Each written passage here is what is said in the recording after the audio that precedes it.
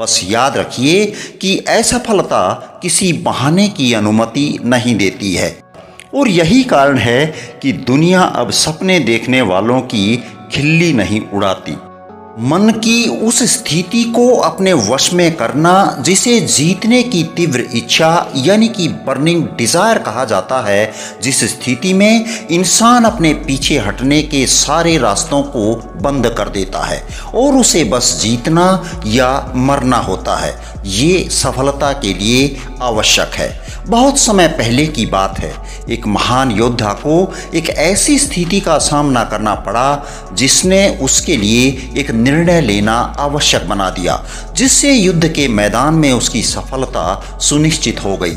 वह एक शक्तिशाली शत्रु के विरुद्ध अपनी सेना भेजने ही वाला था, जिसके सैनिक उसके अपनों से अधिक थे। उसने अपने सैनिकों को नाव में लाद लिया और दुश्मन देश की ओर रवाना हो गया। वहां जाकर सैनिकों और उपकरणों को उतार दिया, फिर उन्हें ले जाने वाले जहाज़ों को जलाने का आदेश दे दिया।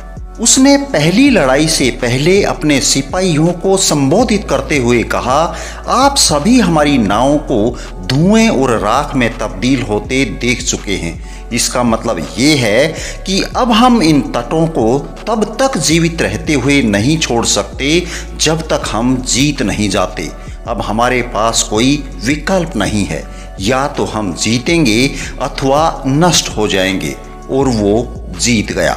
लेकिन असफल लोग ऐसा नहीं करते। जब चलना कठिन होता है और भविष्य निराशाजनक लगता है तो ये लोग वहाँ चले जाते हैं जहाँ जाना आसान होता है। ये वही अंतर है जो व्यवहारिक रूप से सफल होने वाले सभी लोगों को असफल होने वालों से अलग करता है। हर इंसान जब वो पैसे के महत्व को समझने की उम्र तक पहुंचता है तब वो इसे पाने की कामना करता है, लेकिन चाहने से तो धन नहीं आएगा।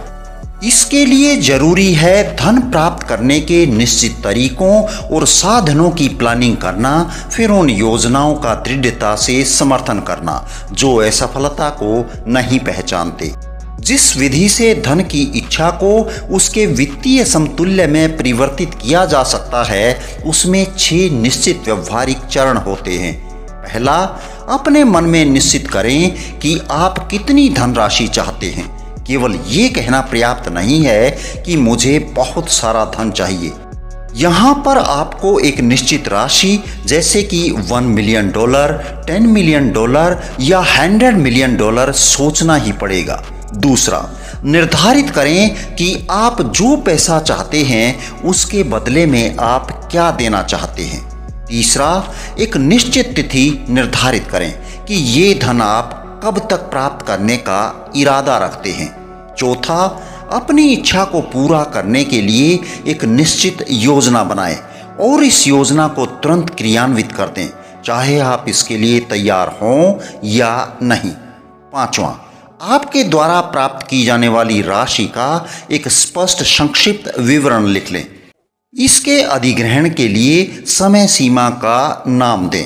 बताएं कि आप पैसे के बदले में क्या देना चाहते हैं और स्पष्ट रूप से उस योजना का वर्णन करें जिसके माध्यम से आप इसे जमा करना चाहते हैं। आखिरी और छठा, अपने लिखित बयान को जोर से पढ़ें, दिन में 2 बार, एक बार रात को सोने से पहले और एक बार सुबह उठने के बाद। जैसा आप पढ़ रहे हैं वैसा ही देखें और महसूस करें और अपने आप पर पहले से ही विश्वास करें कि आपके पास धन है। धन प्राप्त करने के लिए ये बहुत ही जरूरी है कि आप इन 6 चरणों में बताए गए निर्देशों का पालन करें और विशेष रूप से छठे चरण में बताए गए निर्देशों को ध्यान में रखें।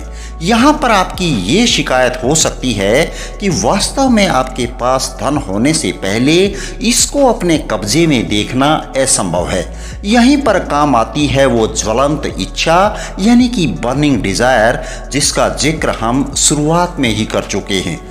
यदि आप वास्तव में धन की इतनी तीव्र इच्छा रखते हैं कि आपकी इच्छा एक जुनून बन जाती है, तो आपको स्वयं को ये विश्वास दिलाने में कोई कठिनाई नहीं होगी कि आप इसे प्राप्त कर लेंगे उद्देश्य है धन की इच्छा करना और इसे पाने के लिए इतना दृढ़ संकल्पित होना कि आप स्वयं को विश्वास दिला दें कि ये आपके पास है। बस याद रखिए कि असफलता किसी बहाने की अनुमति नहीं देती है। धन के अपने हिस्से को हासिल करने की योजना बनाने में सपने देखना बहुत जरूरी है। महान खगोल शास्त्री कोपरनिकस ने दुनिया की बहुलता का सपना देखा और उन्हें प्रकट किया। हेनरी फोर्ड ने बिना घोड़े वाली गाड़ी का सपना देखा और आज ये आपके सामने है। थॉमस एडिसन ने एक दीपक का सपना देखा था जिसे बिजली से संचालित किया जा सकता था और 10,000 असफलताओं के बाद भी इसे व्यवहारिक बना दिया। राइट बंधुओं ने एक ऐसी मशीन का सपना देखा था जो हवा में उड़ सके। अब दुनिया भर में इसके प्रमाण देखे जा सकते हैं। लिंकन ने काले दासों की स्वतंत्रता का सपना देखा था और इसे हकीकत में बदल दिया। इसी तरह से मार्कोनी ने भी ईथर की अमूर्त शक्तियों का उपयोग करने के लिए एक प्रणाली का सपना देखा था। इसका सबूत दुनिया के हर वायरलेस और रेडियो में मौजूद है। इसका मतलब क्या ये दुनिया नई खोजों की आदी हो गई है? नहीं, इसने सपने देखने वालों को पुरस्कृत करने की इच्छा दिखाई है जो दुनिया को एक नया विचार देता है। और यही कारण है कि दुनिया अब सपने देखने वालों की खिल्ली नहीं उड़ाती। आपको वीडियो कैसी लगी कमेंट करके अवश्य बताइएगा और यदि पसंद आई है तो प्लीज़ इसे लाइक और चैनल को सब्सक्राइब करना ना भूलिएगा। चलिए फिर मिलते हैं किसी दूसरी वीडियो में। तब तक के लिए धन्यवाद। जय हिंद, जय भारत।